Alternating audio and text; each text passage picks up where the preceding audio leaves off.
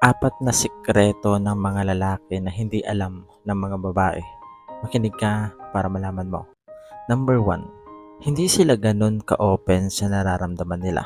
Kahit okay ang relasyon, may mga iniisip at pinagdadaanan sila na hindi nila sinasabi. Hindi dahil wala silang pakialam, kundi dahil nasanay silang sarilihin ang problema. Number 2. Kailangan din nila ng reassurance, pero hindi nila ito hinihingi. Strong sila sa labas, pero sa loob, gusto rin nilang maramdaman ang pinapahalagahan sila. Hindi lang babae ang kailangang lambingin, sila rin. Sadyang tahimik lang sila. Number 3, mas naaapektuhan sila kaysa sa inaakala mo. Kapag nasaktan, hindi sila maingay pero mas matagal nilang dinadala yung bigat at sakit. Number 4, i-follow mo ako para malaman mong hindi sila laging nagpapakita pero hindi ibig sabihin hindi sila nasasaktan. Hindi lahat ng lalaki manhid, marunong lang silang magtago ng kanilang nararamdaman. Tandaan mo yan. God bless. 5 signs na patay sa'yo ang isang lalaki. Makinig ka para malaman mo. Number 1, kahit pagod na pagod siya, gusto ka pa rin niyang makita. Ikaw lamang ang tanging nagtatanggal ng kanyang pagod at napapagaan ng kanyang buhay. Number 2, mas gusto niyang kasama ka kaysa barkada niya. Mas masaya siya kapag ikaw ang kasama. Ikaw ang mas mahalaga kaysa sa barkada niya sa kanyang buhay.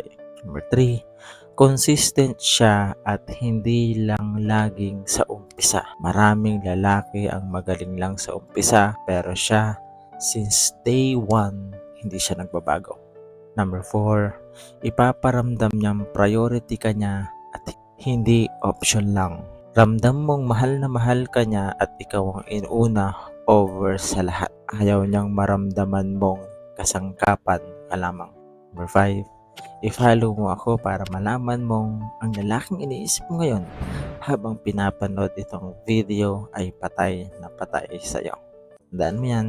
God bless.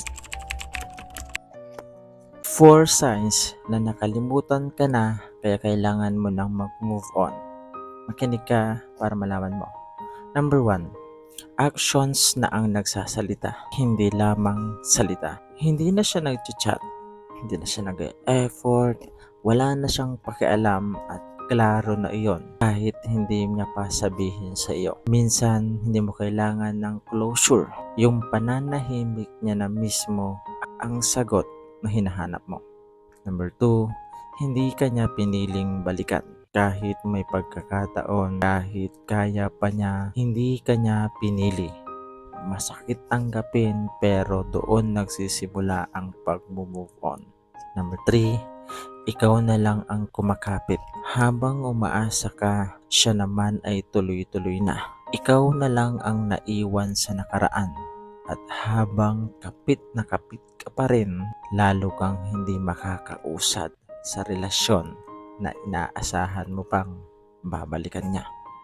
Number 4, i-follow mo ako para malaman mong hindi ka makaka-move on kung pinipilit mong may babalikan ka pa o may babalik pa sa buhay mo. Minsan, kailangan mong tanggapin talaga na tapos na kayo, tapos na ang relasyon ninyo.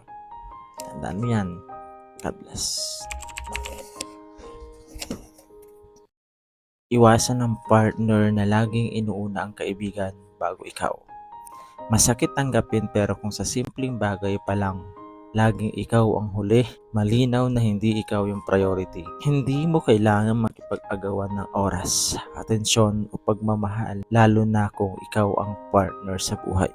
Oo, importante ang pamilya at kaibigan, pero sa isang seryosong relasyon, may lugar ka na. Hindi dapat kinukumpara o pinapababa.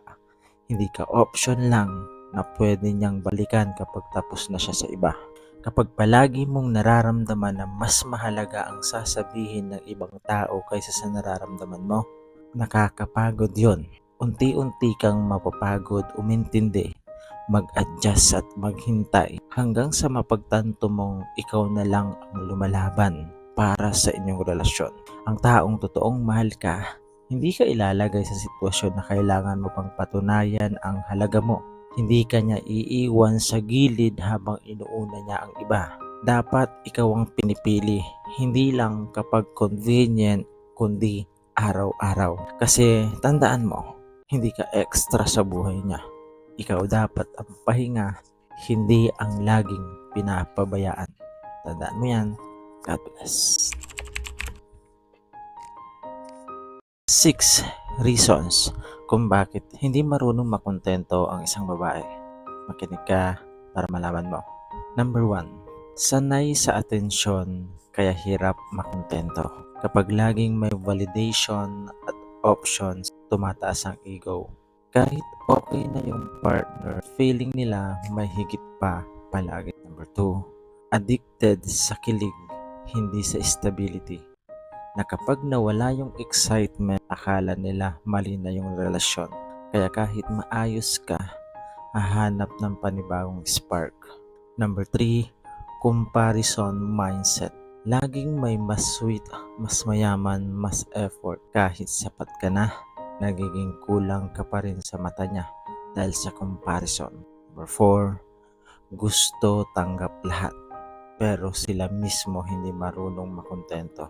High standards pero minsan hindi rin nila kayang ibigay yung same level na pabalik. Number 5, pag hindi ka top choice, walang sapat.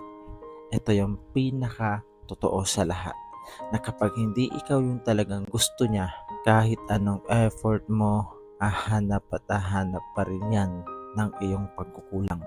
Number 6, i-follow mo ako para malaman mong ang babaeng iniisip mo ngayon habang pinapanood itong video ay tunay na hindi marunong makontento, kaya maghanap ka na ng bago. Tandaan mo yan. God bless.